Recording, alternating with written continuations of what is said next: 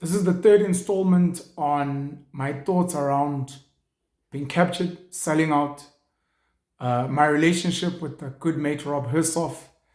Um, my first video, I generally gave an introduction. Second video, I spoke about how the ANC has failed and they agreed as well, which has led, in particular, mind you, there are a lot of rich people in this country, a lot. White, black, Indian, colored, and then foreigners as well, African foreigners and foreigners from around the world. But in particular, I'm focusing on rich white people because the black masses largely have an issue with them when you look at apartheid, when you look at British colonization on South African soil. And I spoke about the greed of the ANC and their failures and how the rich white people are now looking for their next Nelson Mandela to make sure that they pacify and keep the poor masses, largely black, at bay, make sure that the middle class generally behaves, carries on working hard to keep them rich, works hard so that they can pay the bulk of the taxes to feed, and take care of the poor masses and keep them insured wherever they may be. And I spoke about how there have been failed experiments. Musi Maimania, Herman Mashaba, you've had people like Lindiwe Mazibu, you've had people like Pumzile van Dam who have left the Democratic Alliance. Musi Maimani went and he helped the independence and then he kind of let go of that. He's now set up his own political party in Build One South Africa. Herman Mashaba has set up Action SA. I haven't spoken much about Andile Mngxitama, who was very big on Black First, Land First. He ran politically, he failed. I'm not sure what he's currently doing now. He still kind of makes noise on social media. He set up a vodcast. He joined myself and DJ Sbu on the Hustlers Corner. I invited him to have a sit down and a debate. And since then, he's kind of bashed me on social media. So I've decided to take a step back from engaging him particularly, even though I have sent him advice on how I think he can try and advance the fight for the black people he claims to fight for. The COVID lockdown brought about a huge growth in a lot of tech businesses. Online schooling, homeschooling, online meetings, Zoom, Microsoft Teams, and other such platforms. We saw podcasts and vodcasts booming, particularly in South Africa, podcast and chill. A lot of other people, myself included, a lot of people, myself included, went and they jumped on the vodcast trend. I'd been watching a lot of Joe Rogan, the Joe Rogan Experience, especially during the hard lockdown, and a whole lot of other YouTube creations. I mean, shout out to Lex Friedman, shout out to Stephen Bartlett of Diary of a CEO, and other such platforms. DJ Spoot decided to invest in the Hustlers Corner. I joined him. We grew it from 45,000 to I think it's on close to 190,000 subscribers now. I went and I launched the Penwell Show last year. We've currently just breached 60,000 subscribers, which is ridiculous. My YouTube channel, Penuel the Black Pen, thanks to also a boost from Podcast and Chill, where I did an interview there last year. I'm now close to 45,000 subscribers, I think. And with that, new voices, MacGyver and Saul Penduga on Podcast and Chill, DJ Sbu, of course, on the Hustlers Corner, myself. Other people are growing. Kulego on Keu, Kulego on Culture. You've got Cesar Mpofu Walsh on SMWX. And a couple of other people that are coming up. Mandisa Mashiko has become a very influential voice. Nsigi Mazwai, Gigi Lemaine, as an example. And so many other kids are booming as well. Mustafa, Zimasa Vabaza, Mighty Jamie, as an example. And we're going to probably see more of these voices coming up. So, of course, I spoke about my meeting with Rob Hersov, which was inspired by the Business News Conference speech that he gave. I made a video. People reached out. I've met him. We've become mates, etc. On the ground, you've got people like Nhlanhla Lux, with Operation Dudula now Soweto Parliament, who have become a force and who have been in the newspapers. You've got a voice like Ian Cameron, who Bheki Cele, the Minister of Police, told to shut up and get out. With Action Society, which does a lot of community policing in the Western Cape. You've got Gayton McKenzie, who's come up, left the ANC, created the Patriotic Alliance, is doing amazing work in the Karoo. You've got Chris Papas, who's doing amazing work for the Democratic Alliance in KZN in the Midlands. So these are the people that are now looking like they are shaping the future of politics. And now rich white people in particular are looking amongst these people at who can be our voice and our champion to the people out there. This is where I come in. My voice is kind of different because I am non-racialist, like Utata, Unelson, but I wasn't always like this. I used to be pro-black. I was very much very much big on Stephen Bantu Bigo, Robert Mangaliso Sobugwe. I'd studied the Chris Honeys of this world, studied Marcus Garvey, studied Malcolm X, Martin Luther King Jr., Thomas Sankara, Kwame Nkrumah, and looking at the work that they'd done. I mean, the Black Panther party and movement, Huey Newton in America, of course, some of the political movements on the continent, Robert Mugabe and ZANU PF. Of course, I mentioned Andile Mngxitama with the BLF, the PAC, the Pan-Africanist Congress, etc., etc. And I look at the people that have fought for black liberation, psychological, the Bantu Bigos of this world. I mean, people like Frantz Fanon as an example, fighting for black liberation mentally. Frederick Douglass, another amazing scholar. You've got people like Dr. Umar Johnson now, who's an amazing voice, Dr. Claude Anderson, and a whole host of other people as well. And I look at how they speak and how they move, and I decided to create the Buy Black movement. And my whole thing was, if black people could create something like a kosher sign, like a halal sign, and say, if this is not black manufactured, if this is not black farmed, if this is not from a black owned business, I will not buy from there, and be aggressively black conscious. Similarly, if you're not a pro-black business, I will not work for you. So black people have got these two weapons, their money and their labor. And if they take their money and their labor and they invest it in black businesses, it would completely revolutionize the whole black agenda. Because you need to understand, under colonization, under apartheid, the white people there could only benefit because black labor was being exploited and used. Because black people had to go and pay hard tax, and because they were forced and pushed into this Western globalized system of money. If you want clothing, if you want food, if you want a house, you need to have money. So then black labor went and they built these industries and they made white people rich. And once black people had money, to this day, black money goes and it enriches white businesses. If you look at what we call the Stellenbosch Mafia, if you look at Jewish businesses, if you look at Indian businesses, if you look at Chinese businesses, and even if you look at illegal foreigners from Asia, the Bangladeshis, the Sri Lankans, the Pakistanis, black money goes there. If you look at some of the Africans who are also here legally or illegally, the Nigerians, the Malawians, the Mozambicans, the people from Lesotho, the people from Eswatini, people from Namibia, Botswana, etc. Black South Africans are giving their money to these people. And I was thinking, if you can get black people to commit, like religion, like Christianity, like Islam, to say that I will make it my religion to buy black and to work for black, to be a game changer. In that process, I met a lot of amazing people. I obviously did a deep dive into NAFCOC. I did a deep dive in some of the black groups, the Black Business Council, other groups that have tried to fight for black people in some or other way, the Black Management Forum of Omzwanele Manye and the likes. And I realized, meeting these people, speaking to these people, that black people are different and that black people are segmented and that race is not enough. I made a video a couple of days ago about this thing, that being black is not a value system.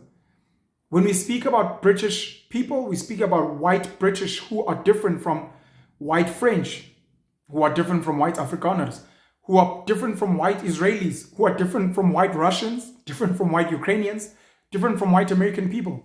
Of course, they might have a white agenda when they are oppressing Africans, Indians, Eastern Asians, the Chinese, the Koreans, the Japanese, the Taiwanese, etc. That's the only time. Every time after that, they fight. They fight against each other over land, over territory, over business interests and deals. You've got mafias that were killing each other, white people. So I realized that, no, man, there's something beyond race. And that's when I set up Penalism, my belief system, which is non-racial. And for me, it's about finding people that share my values. Wrote an amazing book, Penalism Principles, which captures my values. And I've been going around trying to find people that share my ideals. Understanding that everyone will share my ideals. You look at a mate of mine like Rob Hersov, if he's got 20 ideals, maybe we share 5. And that's enough for us to be friends. You look at someone like DJ Sbu, he's maybe got 15 ideals, and maybe we share 7.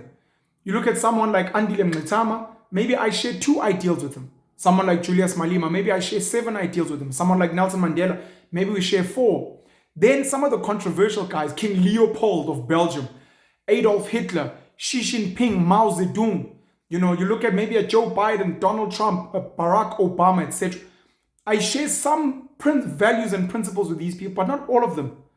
But I'm trying to find the people I can work with, Jewish, Indian, Chinese, colored, whatever the case may be. And I'm trying to build my own community of people that are my people that I can work with. Of course, we're going to have friends and alliances who are not our people per se, but that we can do work with. You see it with the Zulu Kingdom that works. Currently, they work with AfriForum to see how they can maximize Ingonyama Trust land.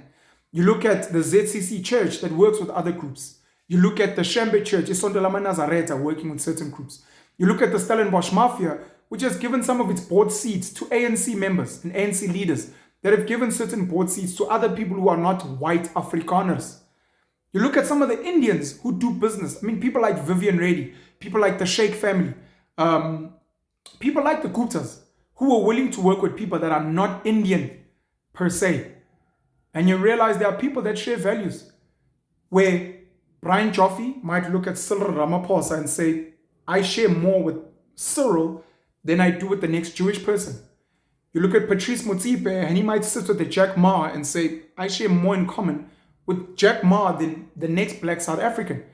You look at a Nikki Oppenheimer who's happy to work with the Sandile Zungu and say, I understand you, you understand me more than I'll understand an average white South African person. And these people have built these groups where they are living well and they are elite and they are a minority. So then my voice becomes unique and different. And someone, of course, because again, people have agendas. Someone might, like a Rob Hersov, like someone else, might come and say, I want to use your voice. Another good friend of mine, Kulufelo Maponya, who is 2nd generation Maponya dynasty and Maponya empire. Another very good friend of mine now, I just can't mention his name, a black manufacturing expert in South Africa, multi-millionaire, if not a billionaire, does a lot of good work in the country and on the continent. Good friend of mine from the Jamaluddin family in Newcastle, 3rd generation, grandfather, huge business titan, his father, business titan. They work across various industries, Indian, Muslim. I've now reached out to Tutuzane Zuma, whose father was president of the country, Jacob Zuma. And some of these people might look at me and they have their own agendas.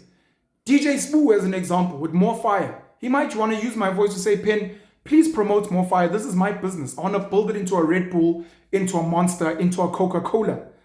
Now, no one is going to accuse me of being captured because the masses don't have issues with a black person doing well, like a Patrice, maybe even a Cyril, etc. But they have an issue with a Rob Hersov, who also has his own agenda, like I said in the previous videos. Now, Rob's agenda is this. He wants South Africa to work. He wants South Africa to be a wealthy nation. He wants crime to go down. He wants the potholes to be closed. He wants load shedding to end. He wants state-owned enterprises to be functioning and well. And he wants the ANC government to stop being corrupt and greedy and focus on governance, which is what Rob and many other rich people, black, white, Indian, colored, doesn't matter. They fund these people's campaigns to say, please go and govern. Please. I am not a politician. Not here to be involved in politics. I think politics is in the mud. I'm not a businessman. I don't think I'm skilled in business. I will keep trying my hand at business, but I'm not really good at it. But I have a voice, I'm articulate, and people are listening to me. So Rob has never asked me, and look, obviously I understand propaganda and positioning. He shouldn't have to. DJ Spoo has never asked me to promote more fire. He shouldn't have to. Kulufelo Maponya has never asked me to promote black business. He shouldn't have to. And other people similarly don't have to do that. Ahmed Jamaluddin doesn't have to say, look, please fight for Muslim-owned businesses. He doesn't have to. We become friends. And in that friendship, we try and find aligned values and ideals. And I have my own agenda, my own propaganda. I've said before, I'm trying to colonize minds and I want them to see me as their God. And I want to help people build a better world and a better future for everyone. So how do I do that? I create alliances with so many different people. The rich, elite, the middle class who work really, really hard. And I love and I appreciate them. And every time I'm in a shop, every time I'm in a factory, every time I'm at a farm, I speak to those people with high respect because they are the ones that are actually the engine of our economy. Then I speak to the poor masses. A lot of them who are struggling, a lot of them who are mentally fucked, a lot of them who are just looking for some social welfare, looking for a bit of education, looking for someone who can upskill them and some opportunities. And I can speak to all these different people and try and get them to work together. And then shout at the rich people and say, but you guys are being fucking greedy. You have to share something. And that something cannot just be charity and social welfare. It's not enough. This is not Nelson Mandela in 1990 and 1994. Times have changed. I have to speak to the middle class and tell them, guys, you are powerful. You need to rise and be stronger. You hold the rich by the balls, but you don't realize it. You hold the poor by the balls, but you don't realize it. And I want you to understand that you are powerful, and you need to tell the fucking rich, guys, you need to pay us better. You need to stop fucking abusing us, and you need to stop automating and all these things and squeezing us out. And you need to tell the poor masses, guys, we will educate you. But as we're giving you social welfare with our tax, you guys also need to come to the party. And you need to make sure that it's clean. And you need to vote better, because unfortunately you are the masses. And you keep voting for these corrupt motherfuckers who don't care about you, who only care about themselves. And then we need to speak to the poor masses. And I want to speak to the poor masses and tell them, guys, you guys need to start working. The money is not going to come. Capitalism as a system is fucked the world over. If you look at what's happening in Europe, if you look at what's happening in America, of course, the tiger of Asia is rising in China. We don't know what's going to happen with Russia. The Middle East is doing well. But everywhere else, capitalism is fucked. So the poor need to understand you need to be responsible in how you spend your money. Are you exporting your money because things are cheap to Asia? Are you buying from Americans and making them rich? Are you buying from Europeans and making them rich? Are you voting for people that are bringing all of these foreign people in here? Or are you responsibly buying from local businesses? Whether they are white, colored, black, as long as they are local, as long as they are investing locally. A ShopRite, a Pep, a MultiChoice, a Batu, a Drip, a Morefire, a Maxhosa, whatever local businesses here, are you investing in it that is not sending money to Israel, that is not sending money to Germany or to London, that is not sending money to Hong Kong or to Beijing or Shanghai or Seoul or Tokyo, that is not sending money to Argentina or Brazil or Canada or Toronto? Are you doing that? And are you willing to clean up your neighborhoods? Are you willing to plant your own food? Are you willing to learn to use your hands? And are you willing to try and begin this process of healing from colonization and apartheid so that we can move into the future together with a shared vision?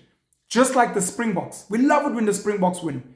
But it's because all those different people there, colored, black, white, English, whatever, they come together. They have a few shared values, part of them being we want to win. And they say, let's come together and unify with this one main aim of building a united South Africa so that we can win. I continue after this. Penuel the Black Pen.